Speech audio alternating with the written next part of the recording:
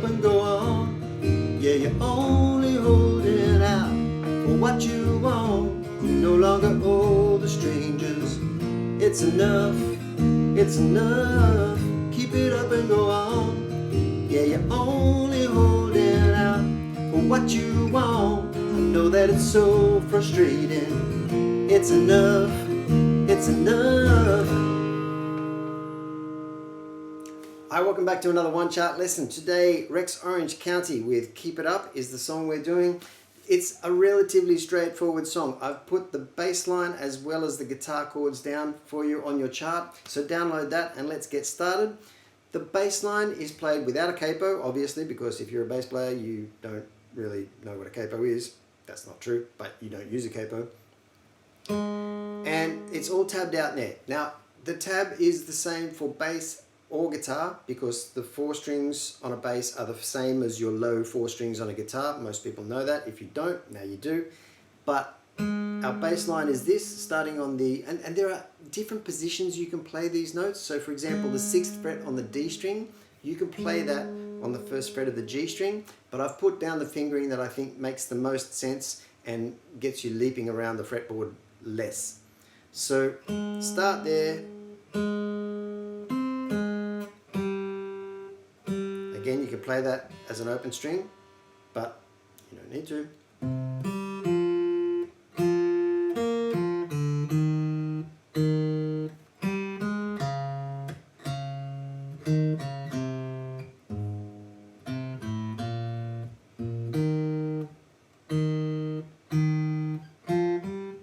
Back to the start there. That's your bass line. Capo on 1st fret means our chords are suddenly very, very easy. You've got a G, then you can call this a G slash F sharp, but it's actually a D slash F sharp or a D over F sharp. What that means is we're playing a D chord, and with that open E string, it's actually a D sus2 chord, but I've just put D on your chart because let's keep it simple. But a D sus2 over F sharp, then an E minor, then a D, then a C, then a C over B, but we play it like this, so you can kind of also call it an E minor 7 over B.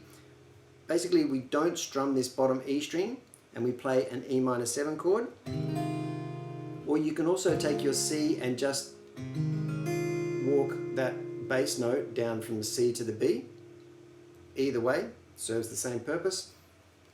But I've called it, actually I can't remember what I've called it. I think I've called it a G over B. No. I've called it a G over B, right?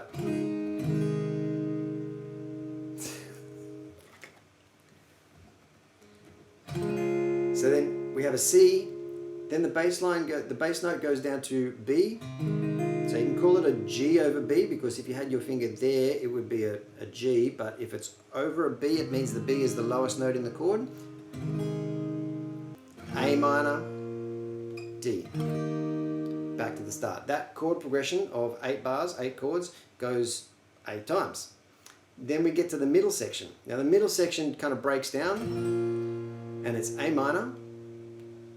Had enough, I really had enough. Up to a B minor 7, then a C,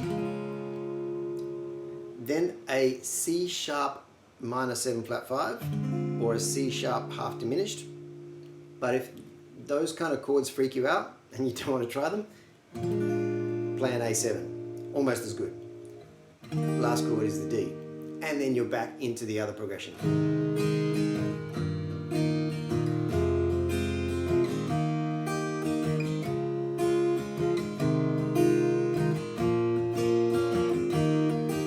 Strumming wise, you can do that. It's kind of like, it's not really a full-on strumming song, but that will get you through.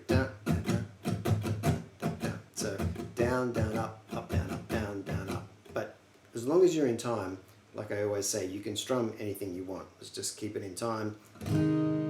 Single strums will sound good, especially in the sections where it's all like a string section sound.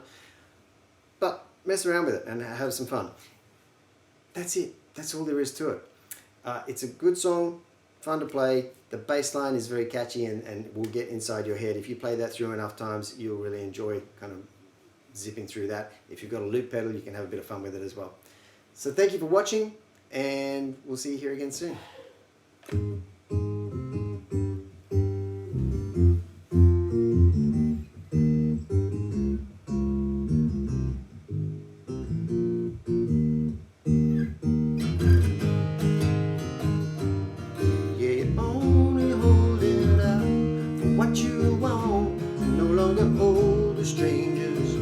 It's enough, it's enough.